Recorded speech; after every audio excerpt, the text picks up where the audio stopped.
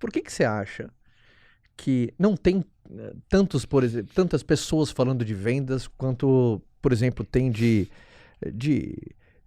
finanças ou qualquer outro assunto mais? Por que você acha que não tem tantos assim? Olha, sinceramente, Caio, Isso é tão importante, eu sei, porque é tão importante, por que não é tão difundido assim, sabe? eu acho que está muito difundido, Caio, com toda franqueza, entendeu? Sério? Eu acho que finanças, talvez pelo esse boom da Bolsa de Valores, porque houve uma queda dos juros, aí o número de investidores aumentou. E quando eu falo assim, finanças, pode ser outro tema, outra categoria grande, pode ser o mercado fitness, sabe? Categorias que a gente vê mais pessoas, mais, por exemplo, mais pessoas falando sobre o assunto, assim mesmo, levantando a bandeira. É o que você falou também, se tem o preconceito da outra ponta, tem o preconceito de levantar a bandeira também, né? Eu já acho que tem melhorado cada vez mais. Eu também mas acho, isso eu concordo com você. Mas também, por outro lado, é que vendas não é um tema só técnico. Não é um tema que, para alguém ensinar vendas, não é transmitir informação do ponto A para o ponto B. Tá?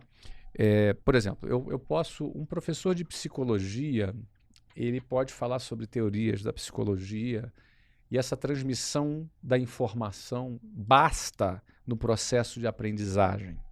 Em vendas, não basta só a transmissão da informação. Ela, em primeiro lugar, precisa vir de alguém que tem autoridade. Precisa ter o cheiro da rua, né? Precisa ter o cheiro da rua. Porque se o cara não conhecer da prática... isso, concordo. É bizarro alguém falar de vendas que nunca de maneira teórica somente. É verdade. Entendeu? É uma coisa ineficiente, não convence ninguém. Você tem toda a razão. Então esse é o primeiro ponto, né? E segundo ponto, você precisa de prática, porque vendas, você se norteia pela técnica, mas você precisa praticar.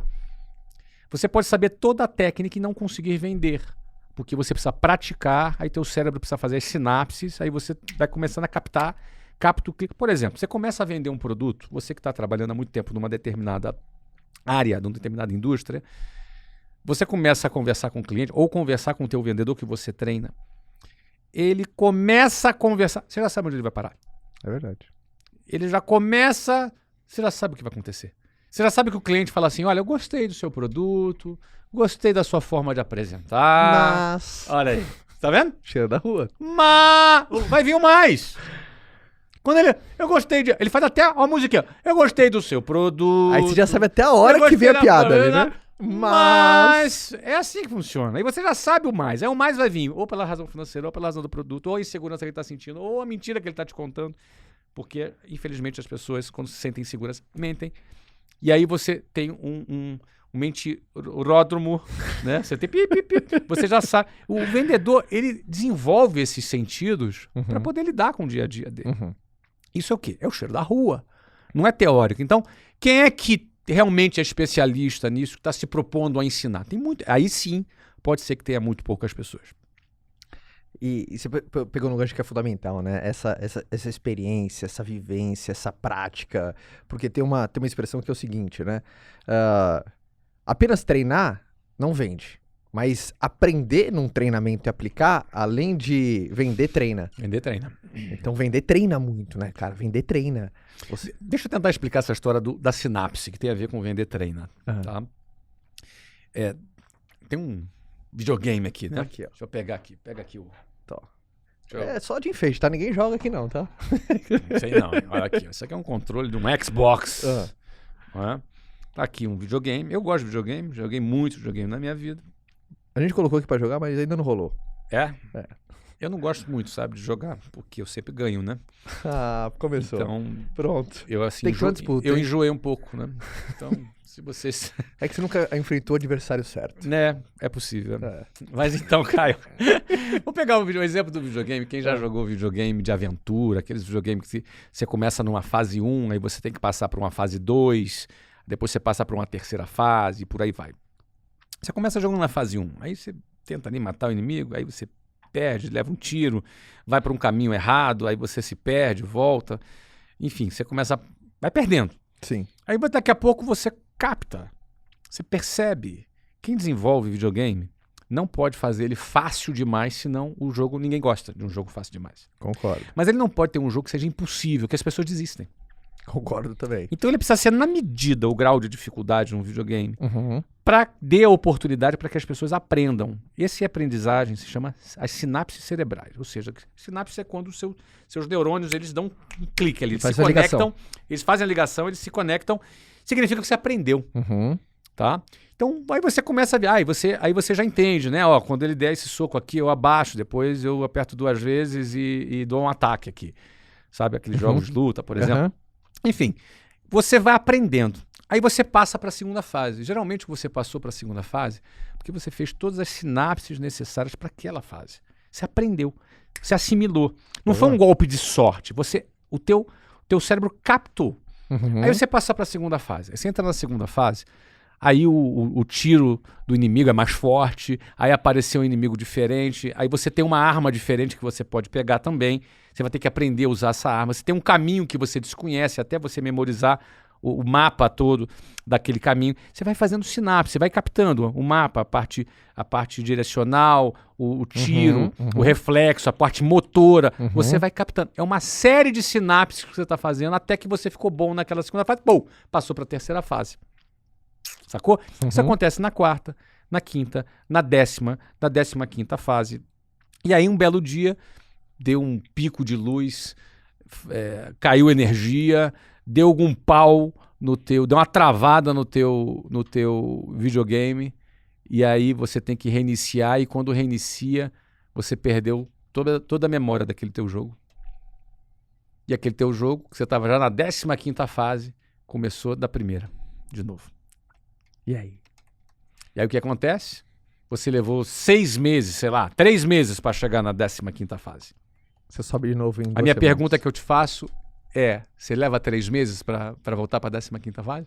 Uma semaninha ali. Uma semaninha, você dá uma maratonada ali, você pega fase 1, passa fase 1, moleza, fase 2, a fase 3, você lê, esqueci disso aqui, vai lá e volta, em uma semana você faz aquilo que você fez em 3 meses. Total.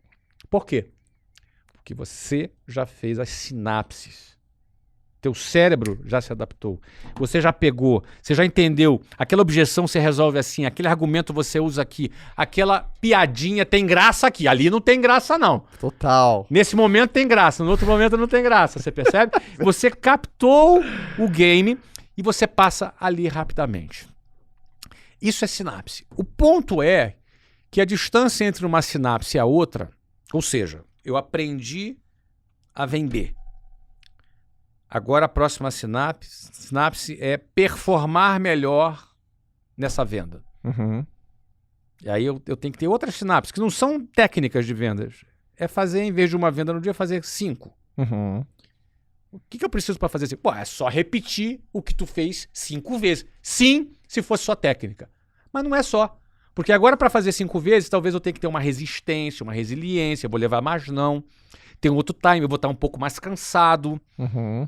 E daí, como é que eu vou reagir quando eu estiver um pouco mais impaciente? Como é que eu me recupero dessa... Como eu lido com as interferências. Como eu lido com as interferências? Eu vou ficar mais horas trabalhando, vai me dar fome. Aí, compreende? Uhum. Você tem uma série de outras pequenas variáveis que impõem para você e para o teu cérebro um desafio diferente. Por isso a diferença entre você correr uma maratona e um Ironman. Uhum. Pô, mas tudo é correr. É diferente. É diferente. O triatlon de um Ironman, qual é a diferença? Você que está treinando aí. Deve ter muitas diferenças. Cara, correr depois de pedalar é completamente do que só correr. Olha aí. O corpo tá diferente, a perna tá É outra- diferente, você deve já ser começa aquecido. É outro treino, é outra coisa. outro metabolismo, é Outra outro tipo coisa. de alimentação Uhum. e por aí vai. Bom, a distância entre você conseguir vender e conseguir performar, isso aqui vai levar um tempo. Esse tempo, que tempo é esse? Ninguém sabe. Alguém pode estar nas suas condições naturais normais de temperatura e pressão e, em 3 dias ele já passou essa sinapse. Alguém pode levar 3 meses. E o ponto é que entre uma sinapse e outra, é imposto a cada pessoa um desafio que muitas delas não aguentam, desistem. Elas acham assim, elas podem assim, olha, vamos supor que ela precisa de 3 meses. E cada pessoa é diferente da outra, não existe fórmula. Cada ser humano é diferente do outro. Por isso, Alguém arrebenta no início, outra pessoa demora para vender. Mas esse cara que arrebenta não tem longevidade e esse cara vai embora. É verdade. Ele levou mais tempo para chegar na primeira sinapse, mas ele vai com mais solidez. Não tem melhor ou pior. Cada pessoa é diferente da outra. E o ponto é, às vezes você precisa de 3 meses. Quando você passou um mês, não fez a sinapse, você, pô, não tá legal isso aqui. Passou o 2º mês, você pode começar a pensar, cara, acho que isso não é para mim. Acho que eu não dou para isso. Acho que eu não tenho talento. Ó, o fulano já foi, eu não fui. Uhum. Meus amigos todos foram e eu não fui. Fiquei para trás. Como é que a pessoa lida com isso? Muitos desistem, jogam a toalha por causa disso. E às vezes a sinapse dele estava ali na esquina. Estava chegando. E é muito ruim e desconfortável alguém perseverar sem ter a segurança, entre aspas, como se segurança não existe, estabilidade não existe, mas sem ter a certeza. Nossa, primeira vez que eu te ouço falar isso. Sobre o quê? Estabilidade não Ah, é existe. verdade. Eu queria essa frase agora. Inventei, eu sou bom, sou criativo, a beça. Mas aí o que acontece? Esse cara, ele não lida bem com a incerteza de quanto tempo ele vai precisar para a próxima sinapse. Isso mata ele. Por que é tão duro? Por que é tão duro Porque as pessoas perseverar sem aquela sem a certeza. certeza concreta? Porque não existe certeza. As pessoas se iludem que têm certeza de alguma coisa na vida. Eu não sei se eu vou estar vivo amanhã. Eu não sei. Você tem o desejo que... Eu gostaria de estar. Eu não sei se a pandemia vai acabar daqui a 30 anos. Eu não sei. Sim. Ninguém sabe. E aí as pessoas confundem o otimismo com negação por causa disso. Elas querem ter a sensação de que controlam. De que tem a certeza. De que tem tudo planejado. A gente faz plano. Ótimo. Tem que fazer. Mas a gente tem que entender que estabilidade não existe. Ponto. Isso é muito legal. Porque se existisse, ia ser uma chatura. Uhum. Ia ser tudo quadradinho, certinho, previsível. Não ia ser tão bom assim.